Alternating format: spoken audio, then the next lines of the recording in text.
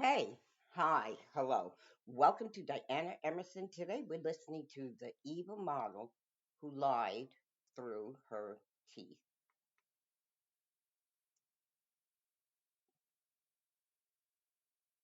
On December the 1st, 1996, Tracy Andrews and her fiance Lee Harvey were driving home after a night out when suddenly they began to be pursued by another car. It was a chase that would end in Lee's murder. He was stabbed in the throat, back, front, repeatedly, viciously, and continuously. Just 2 days later, 27-year-old Tracy gave a heart-wrenching press conference appealing for the public's help to find her partner's killer. But all was not what it seemed. Well, we all kind of looked at each other and thought, this enormous story just got 10 times bigger again if she is the killer. There had been no car chase. There had been no random attack. Tracy Andrews had stabbed her own fiancé to death and was trying to get away with murder.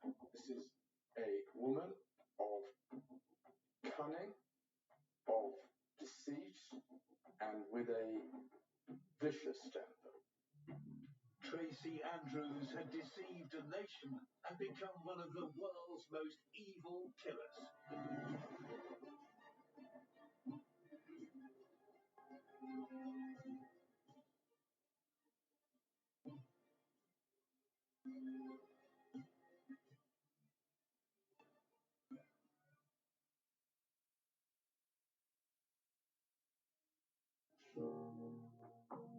It was a press conference that shocked Britain when 27-year-old Tracy Andrews defiantly appeared in front of the world's media on December the 3rd, 1996. She wept over the murder of her fiancé Lee Harvey. She claimed a stranger had stopped the couple in their car before stabbing her 25-year-old partner to death in a savage attack. I just tried to stop and comfort him as much as I could. But it was all a lie.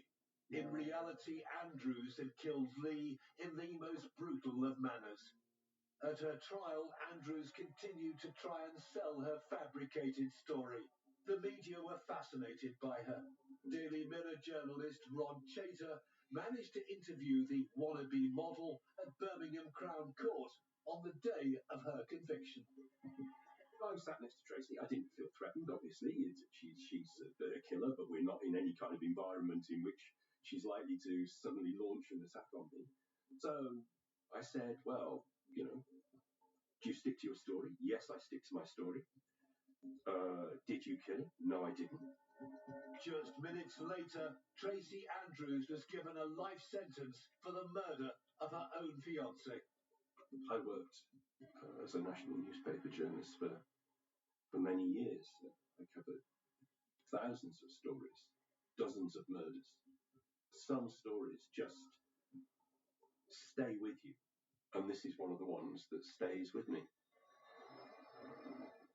It's a story that begins over 45 years ago. Tracy Andrews was born on the 9th of April 1969 in the West Midlands. Well, Tracy was brought up just outside Birmingham in Redditch and Alvechurch, and she was the middle child. She had an older sibling and a younger sibling and several half-siblings. And her parents broke up when she was around about 6 years old because they'd had quite a volatile relationship. The separation of her parents in 1975 had a lasting effect on young Tracy. Well, Tracy's parents split up and her mother got married to another man. And when we look at our parents' relationships, they are quite important because they inform our expectations of other people, our expectations of the relationships that we go on to have. Kids need attention, they need to be loved and cuddled and everything. And a lot of kids that come from those kind of broken homes, and the case of Tracy, they want to be loved by mother, father, or somebody. So that is definitely, in my opinion, one of the things that pushed her into always wanting the attention of other men. There's a way to make an entrance. My best believe. It was now a conspiracy of witches. Download V today.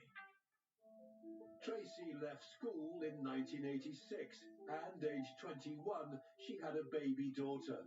But the relationship with her partner lasted barely a year and they soon went their separate ways. What we've got here is a woman who doesn't like her partners having a life that doesn't involve her. She doesn't like her partners going out without her. She gets very jealous. She's very possessive. She certainly had a temper. Everybody who knew her said she had a temper, and when she lost her temper, everybody knew about it. She would shout at the top of her voice. The whole street would hear. By 1994, 25-year-old Tracy was living in a council flat in Alvechurch and working as a barmaid. But her aspirations went far beyond pulling pints. She had visions, she had dreams of becoming a model, but and she was very photogenic. She looked good on camera, and she knew it. And she had some pictures taken and a photo album put together, but that never really took off either. She became a barmaid working in a pub, but she still dressed very provocatively, and she still loved talking to men and chatting to men. Again, seeking the attention that she wanted to get as a model, because obviously when you're that pretty and you're a model, you do get a lot of attention. Living nearby to Tracy was 23-year-old Lee Harvey. He also had a daughter from a previous relationship. Lee Harvey was a young man from a very close family, and he worked as a bus driver for West Midlands Travel. So this was a job that involved meeting many people on a daily basis. He was very outgoing. He was interested in cars and was always very well turned out. So he was your typical young Birmingham lad, essentially, very close to his mum, very close to his sister. The paths of the two young single parents would soon cross. Well, Lee and Tracy met in October 1994 in Ritzy's nightclub in Birmingham.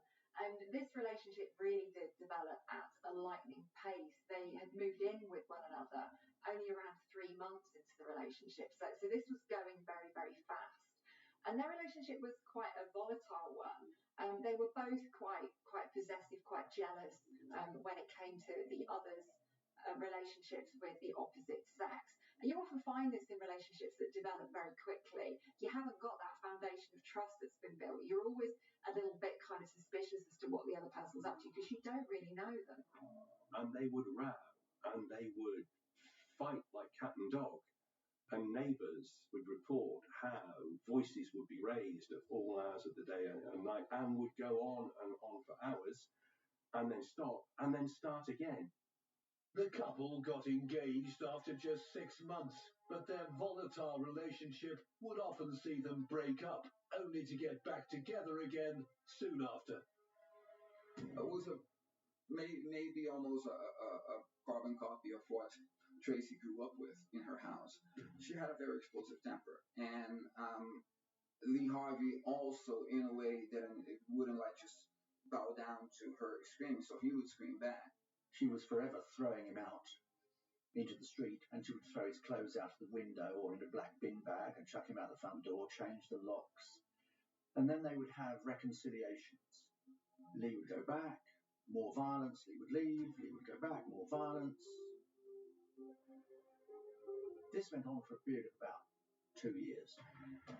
Their explosive relationship finally came to a head on December the 1st, 1996. So they'd been rowing all day. Lee tended to be the peacemaker, and it was probably Lee's suggestion, why don't we go for a drink? Why don't we just get a change of scene, a breath of fresh air? Let's get out of here. Let's just go and relax and have a drink. And that's what they did. But Lee Harvey would never make it home again. By 11 p.m. he would be dead. The only witness to the fatal altercation was his fiancée Tracy Andrews, and her version of events would soon make it one of the most talked about murders of the decade. On December the 1st, 1996, 27-year-old Tracy Andrews and her 25-year-old fiancé Lee Harvey were at a pub in Bromsgrove in the West Midlands. After arguing all day, the couple were trying to patch things up, but their night was about to turn deadly. Tracy claimed that after they'd left the pub and Lee was driving, that they'd become involved in a road rage incident. Essentially, that a man in a dark Ford Sierra, there'd been some kind of altercation, and he'd started following them. And she's suddenly aware that this car is behind, lights flashing right on their tail. Lee starts to accelerate. They're snaking together through the lanes. The other car then effectively draws Lee to a halt. Tracy later told detectives that the man following the couple along rural Cooper's Hill got out of his car and Lee did the same. A confrontation was inevitable. The driver then has said what he wants to say, apparently. He gets back in the car. Lee is still outside his car. And then the passenger gets out, a fat man with staring eyes. And he goes up to Lee and attacks Lee in a way that Tracy doesn't quite see. Then she piles in, she says, to go to Lee's defense, because she says she's not the kind of girl to just sit there and see her man being attacked. At which point she gets smacked by the fat man in the eyes and repeatedly gets up and is knocked down. And then she says it all gets a bit hazy from that point, and then she kind of comes to almost, and Lee's there, and he's covered in blood, and she's cradling him, and it all goes very vague. Lee's car had ended up right outside a house called Keeper's Cottage. The commotion in the road had alerted one of the residents.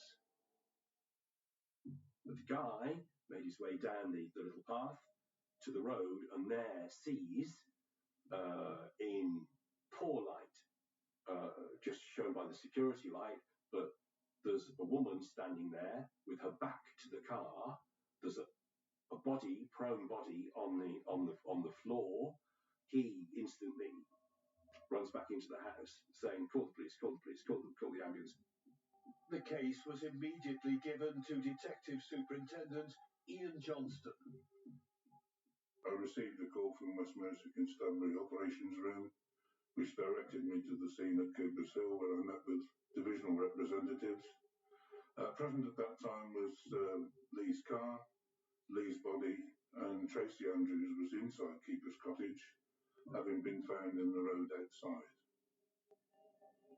I could see Lee's vehicle. It was pulled in on the near side of the road, travelling towards Alfchurch, and it didn't appear to have been stopped in any great hurry. It looked as though it had been fairly neatly parked to the side.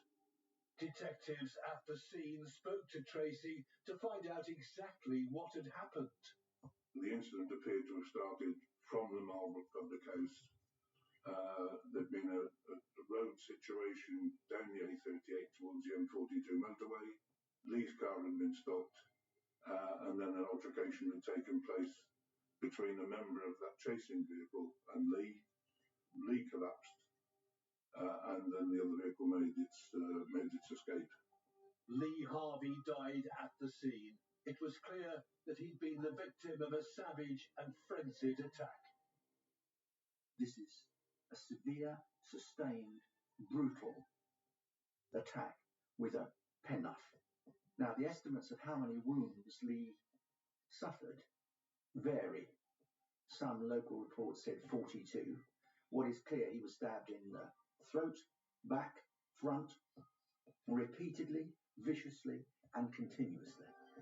To produce 42 stab wounds, it's a sustained assault. It's 42 movements of your hand. This is not something that you can do in a second or 2 seconds in a moment of madness. You have to keep going, and it is not easy. In Lee Harvey's case, the fatal stab wound was a stab wound to the carotid artery. That is a large artery in the neck, and a stab wound to an artery of that size is going to cause very rapid, very heavy bleeding. Without prompt medical attention, it's most likely to be a fatal injury. With an initial statement taken, a bruised and bloodied Tracy Andrews was whisked away in an ambulance. And she's treated for those injuries and for shock in hospital and cared for and tended for while police launch a massive murder hunt for whoever has done this terrible thing to Lee. Tracy had told us that the following vehicle, which had followed them from the Marlbrook, was a dark-coloured Ford Sierra, F-registered, and obviously we started a vehicle inquiry with the DVLA for the owner details of any vehicle that might fit that description. As reports of the apparent road rage murder reached news desks across the country, journalists immediately headed to the West Midlands. From the very first moment, it was clear that this was going to be a huge story, an absolutely huge story. Just the idea of a road rage murder made it already a big story. And as the first morning progressed, everything we discovered made it a bigger story. Photographs began to emerge of Tracy. She looked an attractive young woman. Photographs began to emerge of Lee, the victim, handsome young man. And so more and more of the elements that make a big story, young, attractive, bizarre, unimaginable circumstances, all started slotting into place.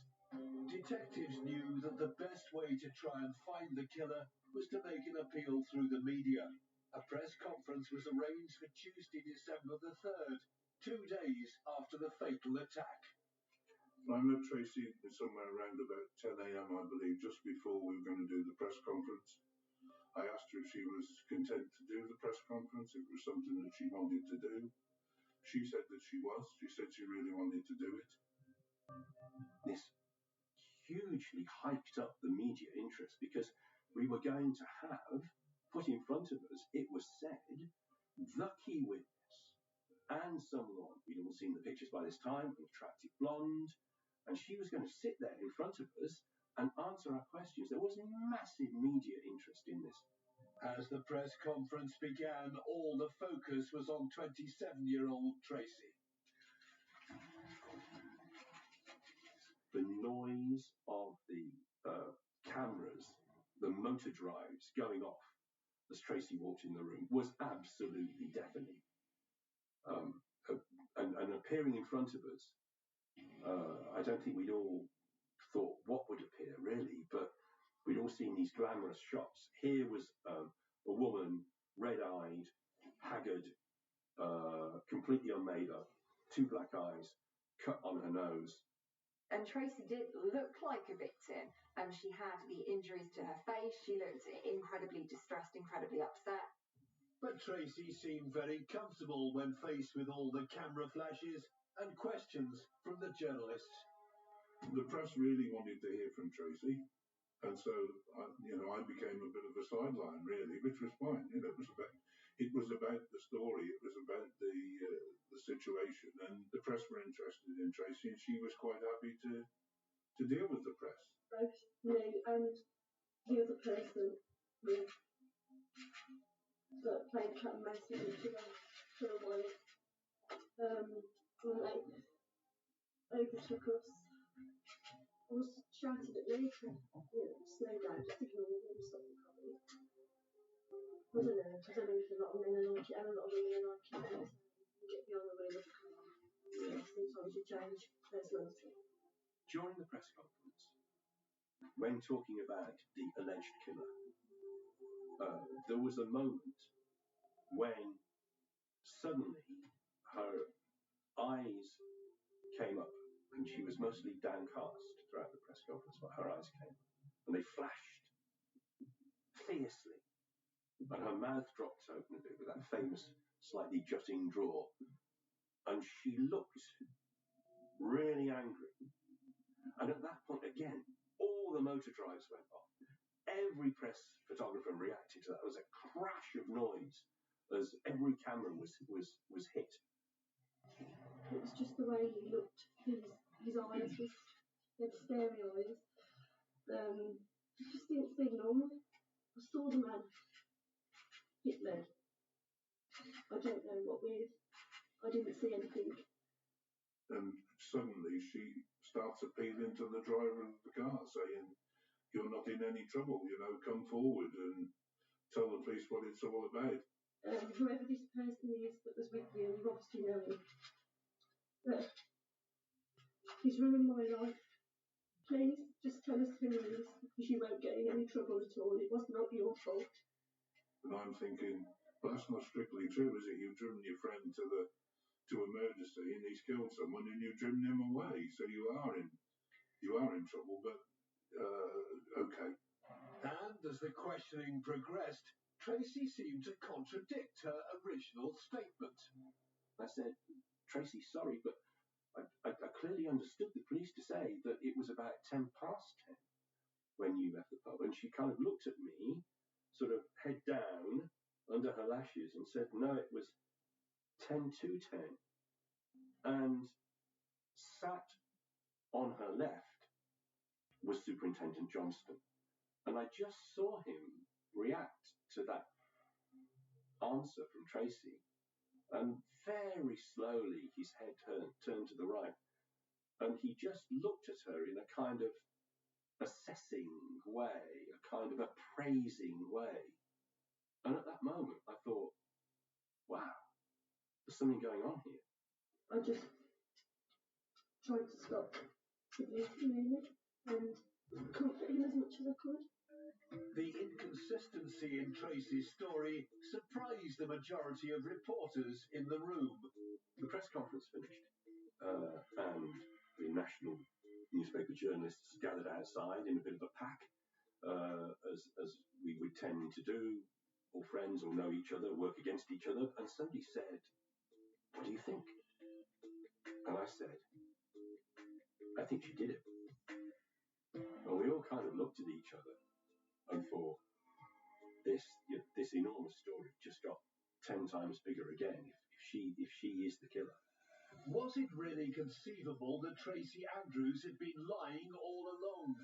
As the investigation continued, new evidence suggested that maybe there was no road rage incident at all. Andrews would go from the only witness to the number one suspect in the murder of Lee Harvey.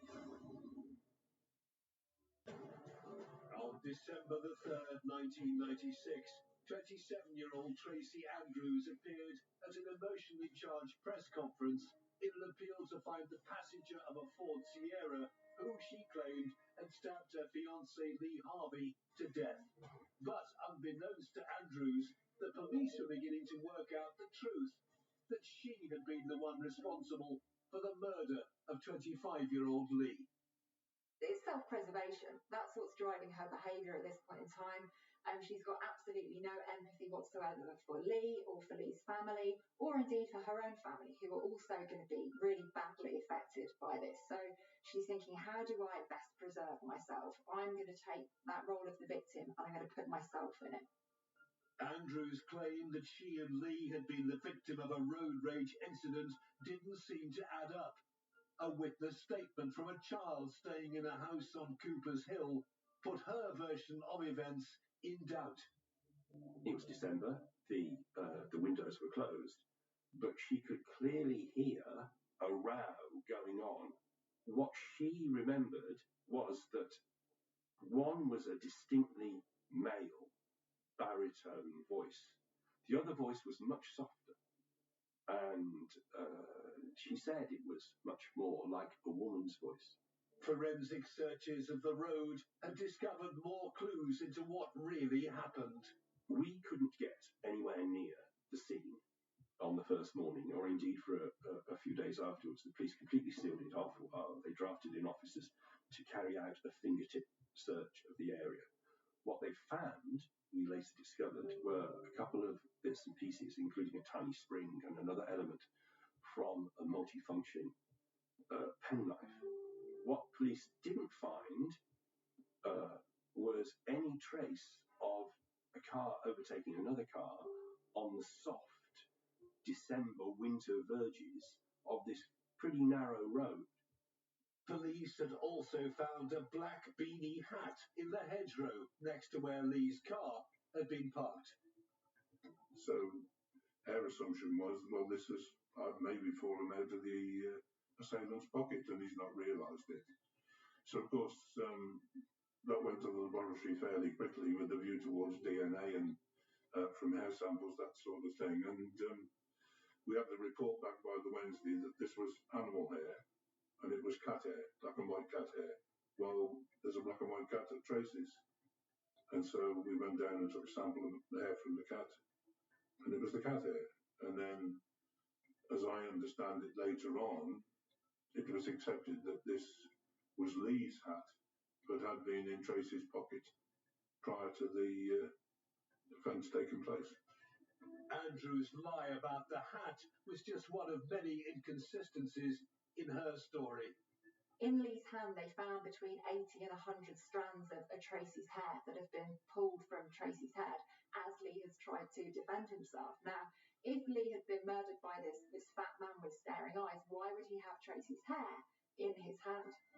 Well, the pathologist's evidence was that this was more than just a death grasp stroking, that it was a reasonable clump, that it had a good pull. But of course, Tracy's view was, well, this must have been when he was going and he got his hand on my hair, and so it came as a sort of, as Lee was passing away, he pulled some hair from her head. It was beginning to look more and more likely that Andrews had killed Lee in a fit of rage.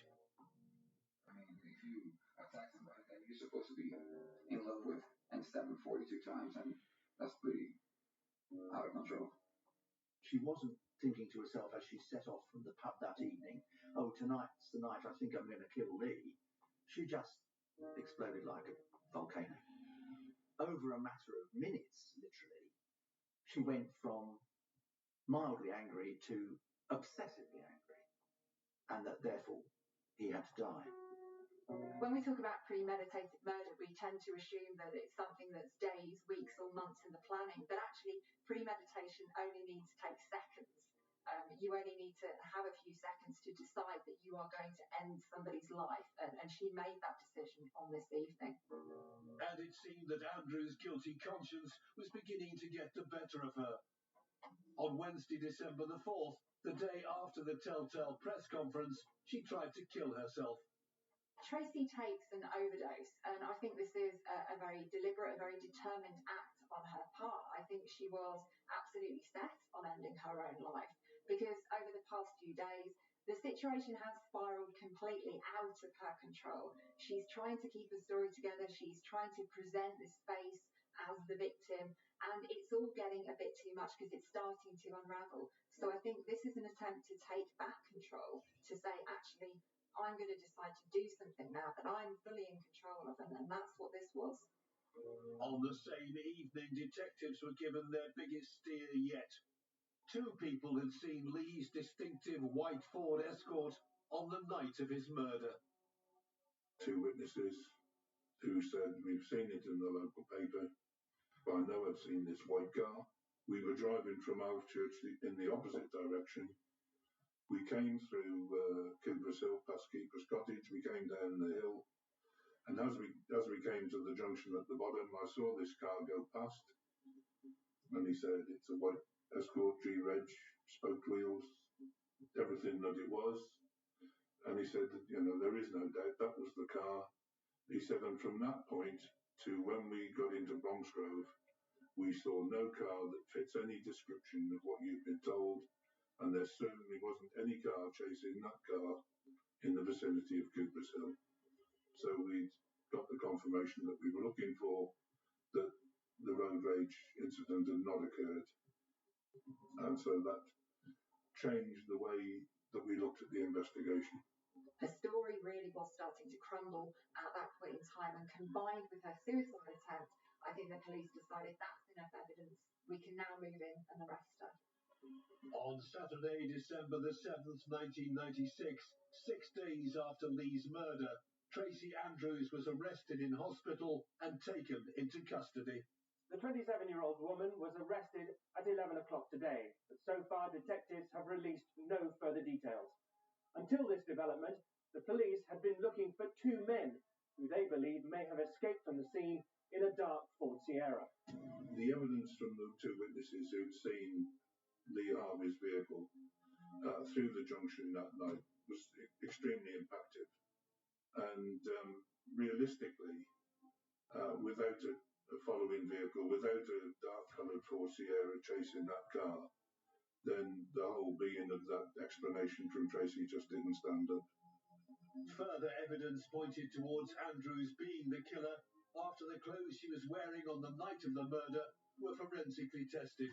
The forensic scientist who had examined one of Tracy's zip-up boots, she had a pair of ankle boots on, and within that he found a mark in the leather which had a rounded top on it and seemed to bear all the impression of the outside shape of the knife. And that's the hypothesis that she carried the knife away from the scene in her boot, and that as soon as she got to the hospital, she was able to dispose of it. She could have easily just like thrown the knife into the grass or into the forest, whatever it was, and hoped the police would have found. But she even thought, no, these guys are going to bring dogs. They're going to, search the whole area. They will probably find something. Tracy Andrews was officially charged with the murder of Lee Harvey on December the 19th, 1996. Her trial was set for July, and she was going to plead not guilty. Andrews was sticking to her story. The prosecution would have to prove that she was a liar, or she could walk away free. On July the 1st, 1997, the trial of Tracy Andrews began at Birmingham Crown Court. The 28-year-old was pleading not guilty to the murder of her fiancé Lee Harvey exactly 7 months earlier. The media attention surrounding Andrews and the trial was huge. I was at the trial every day at Birmingham Crown Court. It was compelling, unmissable, and was being widely reported in all the media every day and every evening on all the TV news bulletins. The prosecution team, led by David Crickman, were confident that they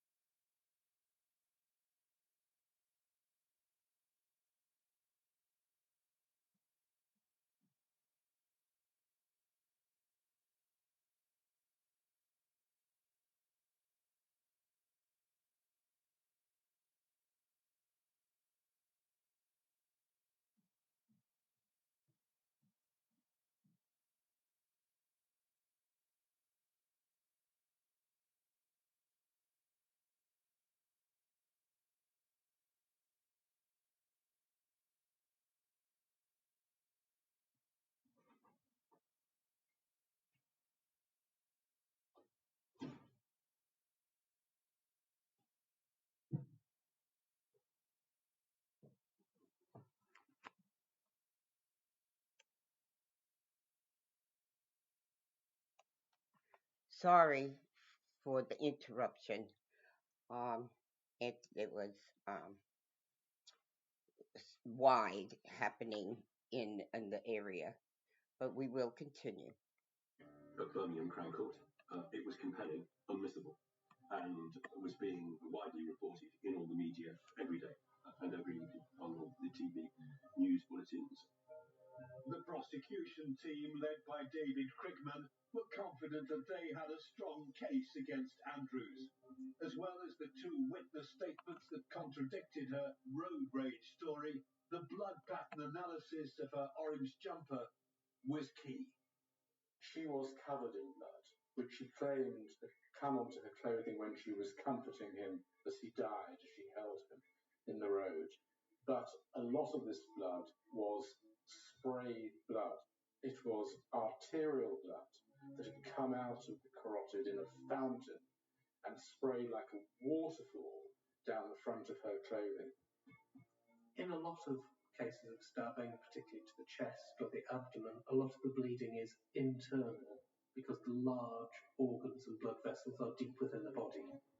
The carotid artery is very close to the surface, so if it's breached, it will spray blood under pressure from the heart out of that wound, out into the air, and it will land on things next to it, in particular, in this case, Tracy Andrews, the assailant.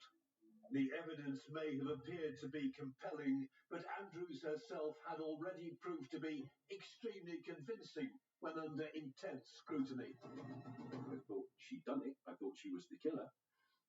But bearing in mind how she'd handled the press conference a couple of days after the murder, I thought that she stood a good chance of getting away with it. But as ever, as is always the case, everything would hinge on the cross-examination of Tracy in the witness box, should she choose to give evidence, once the defence began. On Monday, July the 14th, Tracy Andrews took the stand to give her testimony.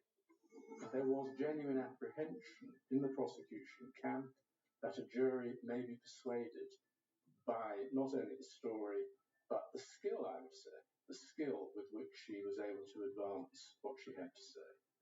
Tracy stood in the witness box now, having moved from the dock, and gave her account, which largely followed the account that she'd been giving to the police all along through her statements, the road rage story, the chase through the lanes, and the stabbing and the road rage attack. And she gave it calmly and, in some senses, convincingly. Prosecutors knew that the cross-examination of Andrews would be their best chance at cracking her veneer of lies. And it went on and on and on.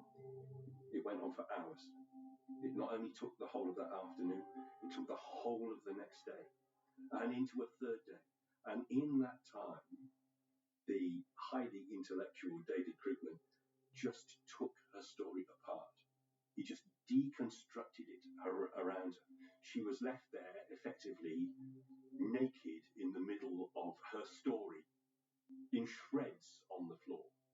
I came to the view that the only way you could dissect her story was piece by little piece by little piece, detail by detail.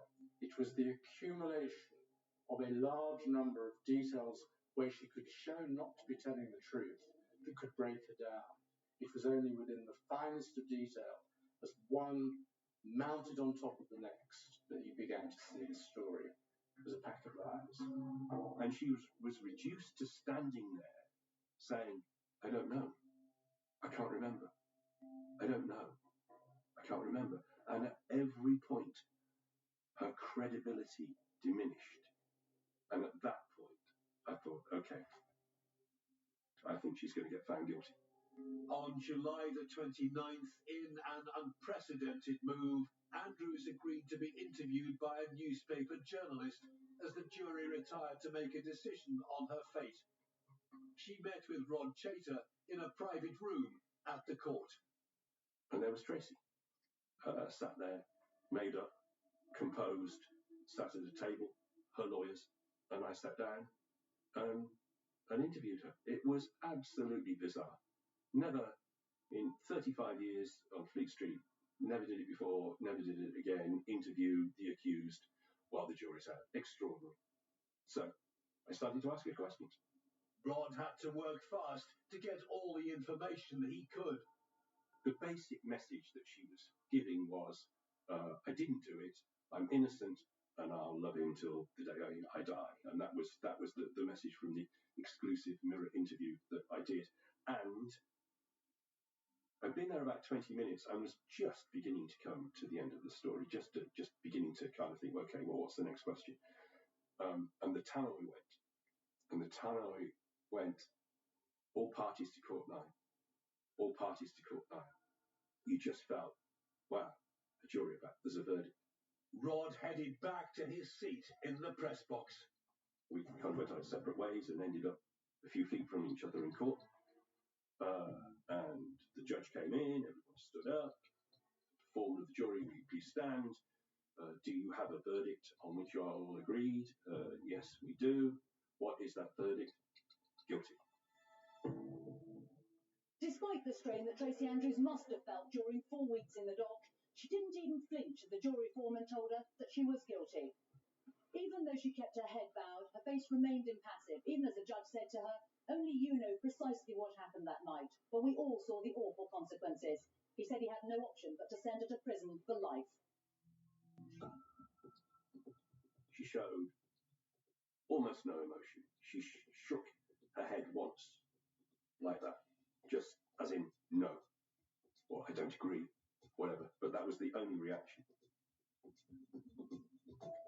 And she was then led down the steps from the dock into the cell area below.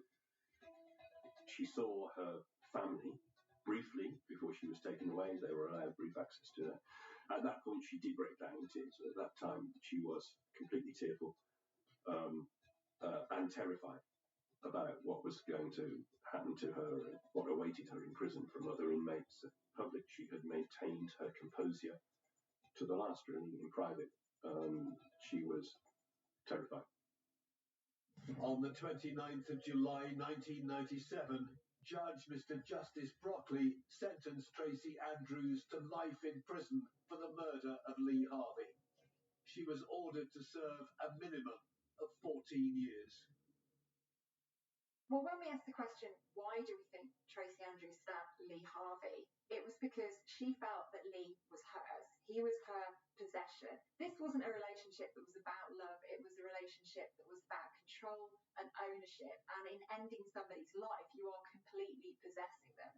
And that was what was going on that evening when she chose to take Lee's life.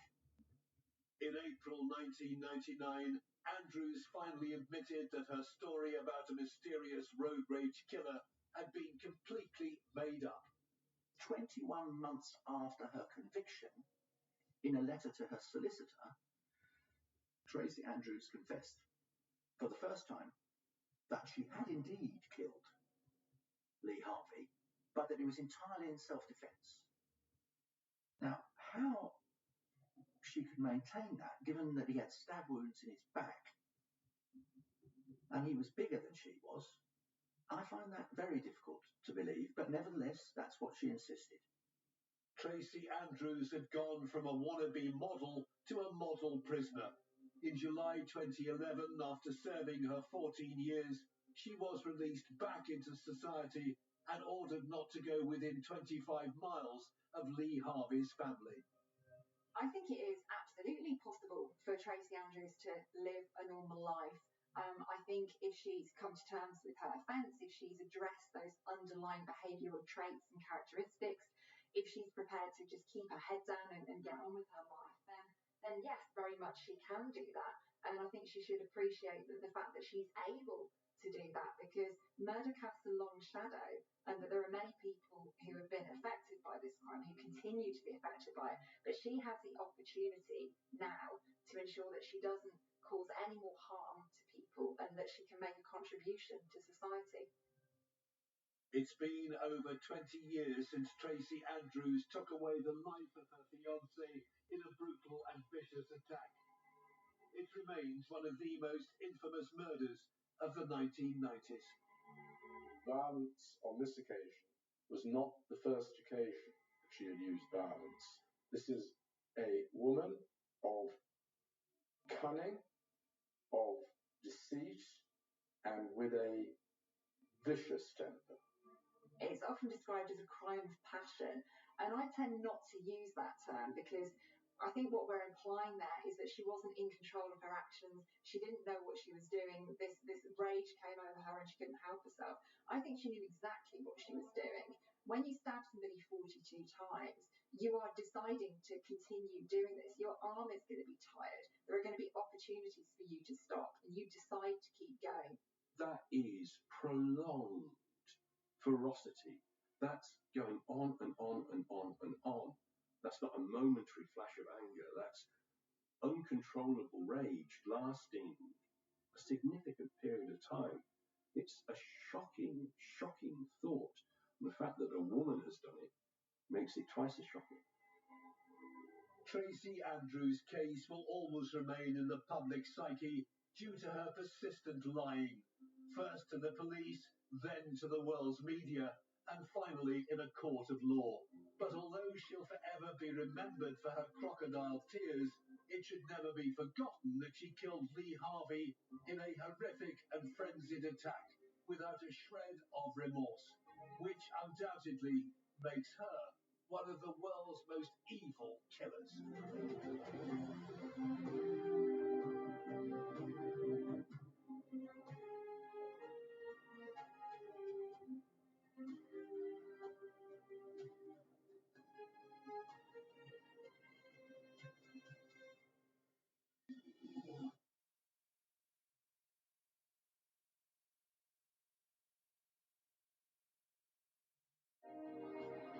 Early Sunday morning on August 7th, 1966, near the small town of Everman, Texas, just a few miles south of Fort Worth, a farmer spotted a car abandoned on the side of a road. The trunk had been left ajar. When he opened it, he saw the dead bodies of two young boys. This tragic discovery marked the beginning of a series of crimes and trials that would span nearly 3 decades and ultimately transform Texas law.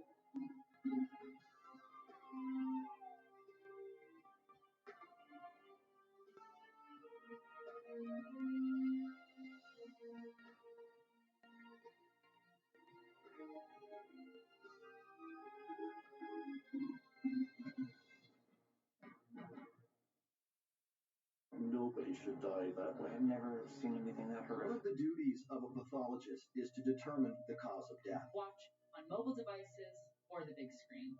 All for free. No subscription required. Download Beely now. Like and subscribe. On Monday, October 26th, 1993, one of the most famous trials in the history of Texas would bring a defiant killer face to face with a team of small-town prosecutors. It would be the biggest case of their lives. If all that was standing between this violent and dangerous man in society was my group of prosecutors and investigators, we had a big responsibility to make sure we got it done right.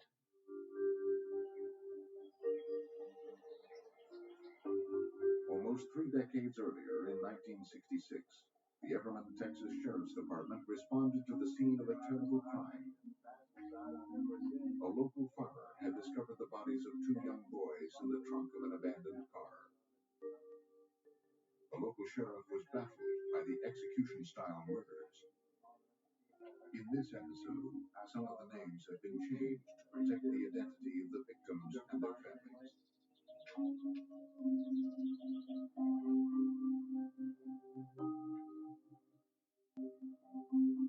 The farmer who discovered the body said he knew the youngsters.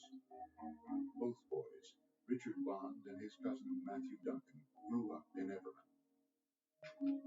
Authorities learned that the last time their parents saw them was Saturday night, heading off to meet Richard's girlfriend, 17-year-old Laura Smith. Investigators feared she was kidnapped or worse. News of the shooting traveled quickly. That same morning, 100 miles away in the small town of Rosebud, a distraught young man surrendered to the local sheriff. His name was Roy Dale Green, and he said he had to make a confession.